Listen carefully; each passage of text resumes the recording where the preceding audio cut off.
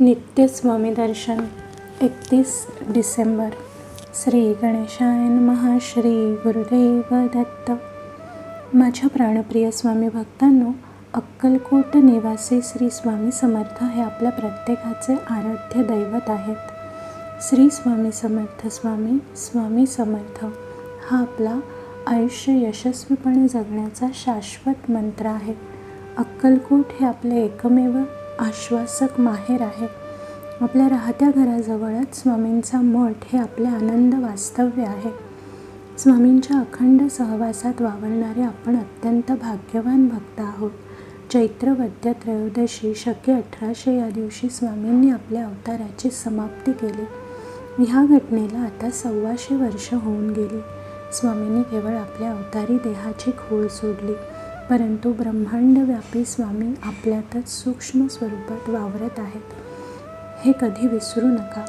केवळ त्यांचे प्राणभरले स्मरण केले की स्वामी गरुडावर बसून वायुवेगाने तुमच्या समीप येतात. तुमची असह्य दुःखे आपल्या ओंजळीत घेतात. त्यांना सुखाचा अमृत स्पर्श करतात.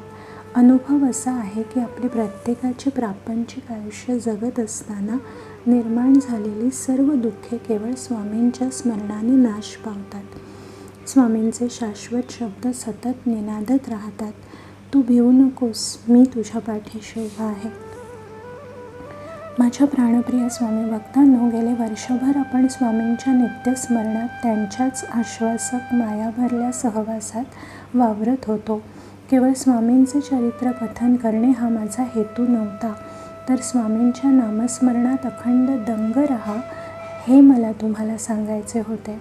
परमेश्वराने आजपर्यंत अनेक अवतार धारण केले. प्रत्येक अवतारात परमेश्वराने विविध प्रकारच्या लीला करून दाखवल्या.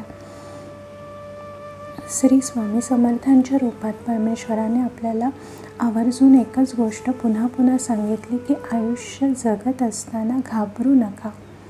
कुठलेही संकट कोसळले तरी भेदरून जाऊ नका. कुठल्याही प्रसंगात स्थिर बुद्धीने राहा. मी तुमच्या पाठीशी आहे. याचा सोपा अर्थ असा की स्वामींनी संपूर्ण जीवसृष्टीला हा आपला संदेश दिला की मी जरी देहाची ही खोड सोडली असली तरी चराचरात मी दाटून आहे. माझे केवळ स्मरण करा. मी तुमच्यापाशी येईन. तुम्ही माझ्याशी हृदय संवाद साधा. मी तुमच्याशी संवाद करेन. भक्तश्रेष्ठ अर्जुनाबरोबर श्रीकृष्ण जसा संवाद साधत होता तसा मी तुमच्याशी निश्चितपणे संवाद साधेन. तुमच्या मनातल्या सर्व शंकांचे निरसन करेन. माझ्या प्राणप्रिय स्वामी भक्तांनो, आणखीन एक सांगतो ते चित्त एकाग्र करून ऐका.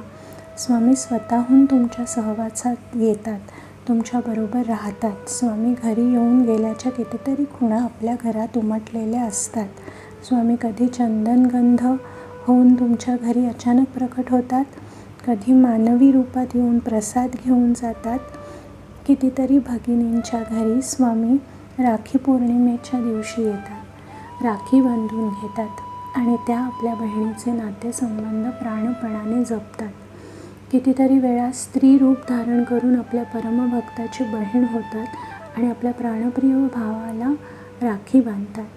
जेव्हा स्वामी या राखीच्या नात्याने येतात तेव्हा त्यांचे चरण आपल्या घरात उमटलेले असतात. ह्या स्वामी चरणांची पूजा नित्य करावी. अनेकांचा अनुभव असा आहे की स्वामी घरातच वास्तव्य करून आहेत. काही परमभक्त स्वामींच्या प्रतिमेशी दिवसभर संवाद साधतात. आपल्या मनातल्या प्रत्येक हुंकार स्वामींना सांगतात.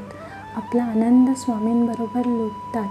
खूप वेळेला असे घडते की यमाचा फास आवळला जाण्याची शक्यता निर्माण होते, परंतु त्या क्षणी स्वामी धावून येतात आणि तुमची सुटका करतात, कारण तुम्ही निस्सीम स्वामी भक्त असता.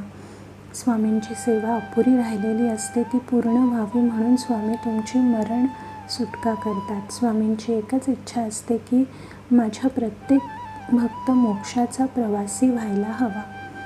माझ्या प्राणप्रिय स्वामी भक्तांनो, आज तुमचा निरोप घेताना मन व्याकुळ झाले आहे, कारण तुमच्याशी संवाद साधायच्या निमित्ताने स्वामी स्मरणात पूर्णपणे बुडून जाण्याचा अनुभव मी घेतला. आपण सर्व स्वामी भक्तांनी केवळ स्वामींच्या सहवासात राहण्यासाठीच हा मानवी जन्म घेतलेला आहे. तुम्हाला एक शाश्वत सत्याची जाणीव आता करून देतो. आपण सर्वजण गेली 600-700 वर्ष स्वामींच्या सहवासात आहोत. श्रीपाद, श्री वल्लभ, श्री नृसिंह सरस्वती आणि स्वामी समर्थ ही तीनही अवतार कार्य आपण प्रत्यक्ष अनुभवलेली आहेत. स्वामींनी देहाची खोड सोडली तेव्हा आपण स्वामींच्या त्या अमर क्षणी तेथे हजर होतो. पुढेही आपण एकमेकांना भेटणार आहोत. ह्याचे महत्त्वाचे कारण म्हणजे स्वामी समर्थ हा आपल्यामधला शाश्वत दुवा आहे. स्वामी आपल्या पाठीशी आहेत. आपले सदैव रक्षण फक्त तेच करतात. श्री स्वामी समर्थ. श्री गुरुदेव दत्त. श्री गुरुदेव दत्त.